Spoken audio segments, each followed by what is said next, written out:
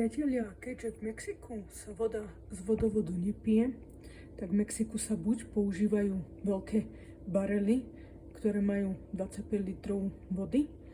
alebo si môžete kúpiť pitnú vodu vo fľaškách,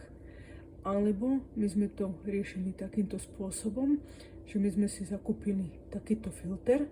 ktorý sme si namontovali priamo na batériu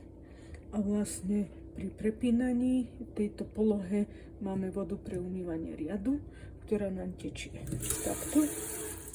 A vlastne druhý variant je, keď prepnete na túto polohu, tak voda vám tečie cez filter,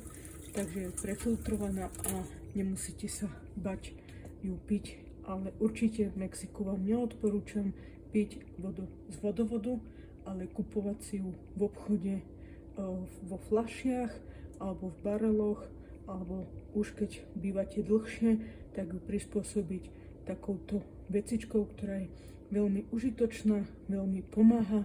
a je vlastne veľmi praktická. Takže len takáto malá rada pre pitie vody v Mexiku.